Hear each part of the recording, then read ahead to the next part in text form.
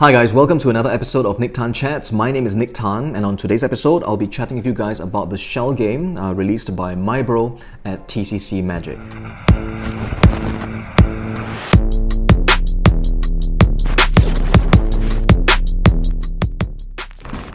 So hi again guys, welcome back to the channel. Thanks for showing up, thanks for tuning in, and thanks for spending some time with me today. So at this time of filming this episode, I currently have 3,998 subscribers on my channel.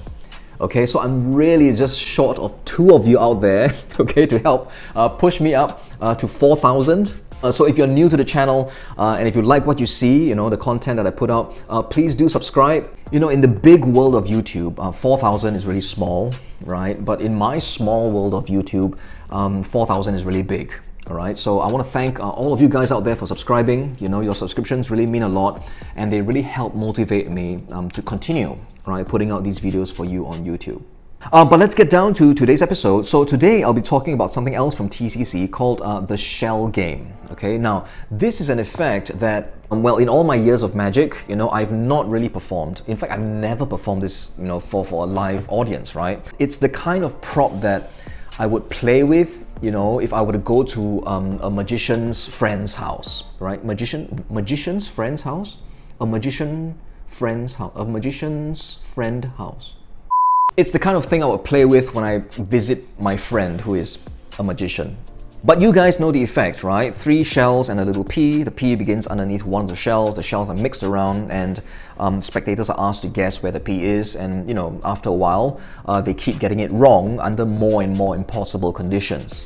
So with this set, okay, you will also be given access to a 20-minute or so tutorial video, all right, where they will teach you everything you need to know about how to use this set of shells. There are quite a number of sleight of hand moves involved in this routine, but they will go through all the moves really clearly. You will also be taught the various effects that are possible with this set of shells.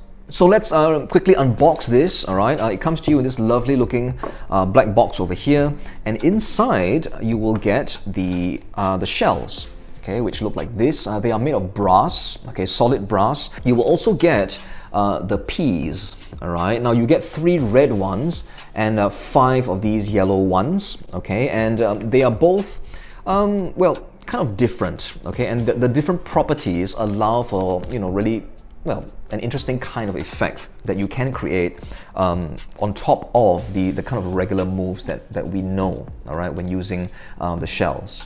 But here is what the shells look like, all right? So instead of them looking like walnut shells, these actually resemble like tortoise shells, all right? I hope you can see that. Okay, it's really well detailed, and really good weight as well. They feel really solid, and they have actually an interesting property about them, which well, on top of the regular kind of 3 shell moves that we all are familiar with, there is a move where you can kind of show the shell empty and have the ball like hidden. Okay, so that is an interesting thing, right? So it looks just like kind of like this, right? You're just lifting up the shells, at your fingertips, but throughout all this, you can actually still, conceal the pea. So I thought that was an interesting, well, point about this set, which I've not seen anywhere else. All right, granted, I'm not that familiar with all the various sets out there, but that is one of the kind of pluses, all right, that is kind of marketed along with this set.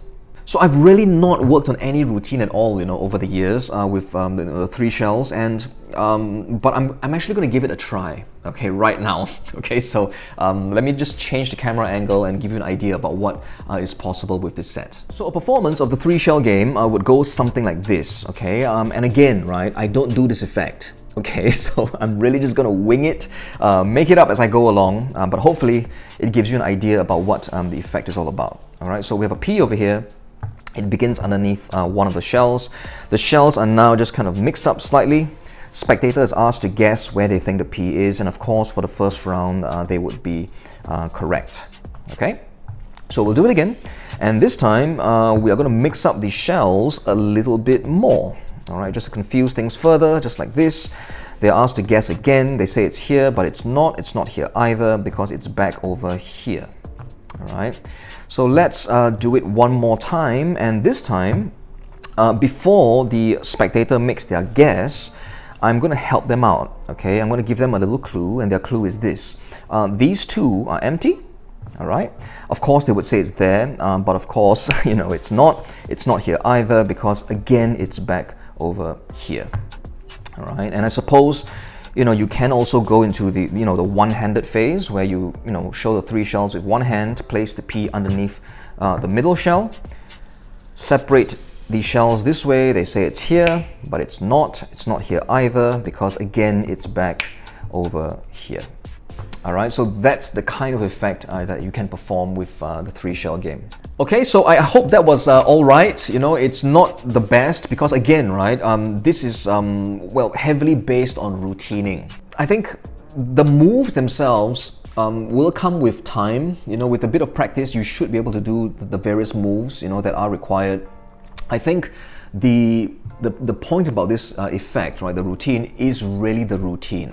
All right, you do have to come up with a sequence that you are comfortable with and that you are just able to perform smoothly, right? Because I think the difficulty for me at least, right, in these sorts of routines is, well, the P is over here, and then when you mix up the shells, right, you still have to kind of know that it's over here. It's supposed to be over here, but you know it's somewhere else. So you're supposed to know where the spectator is supposed to be guessing, when in actual fact you know where it really is. Yeah.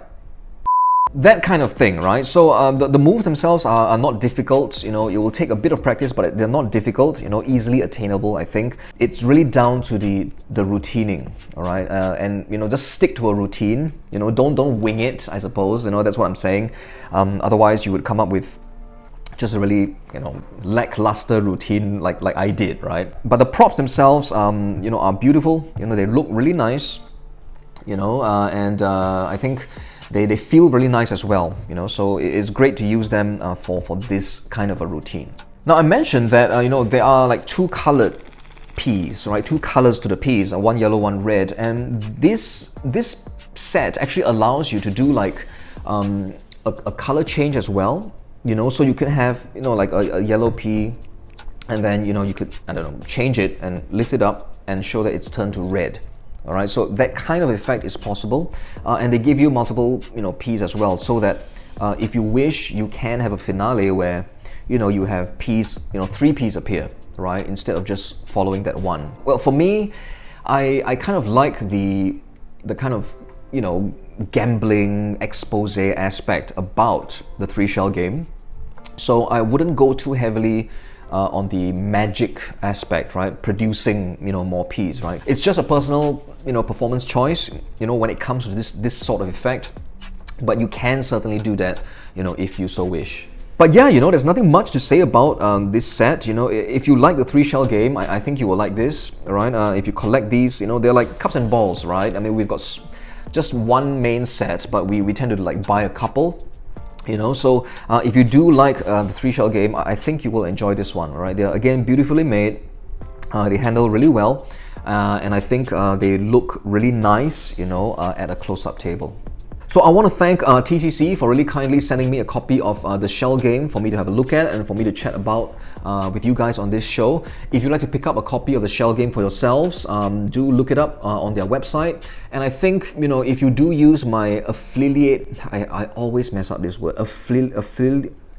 If you use my link, all right, in the description box down below, I believe there is like a percentage discount for you on your order, you know, so do use my link, and then from there, you know, search for the shells, okay, so you should be able to find them over there.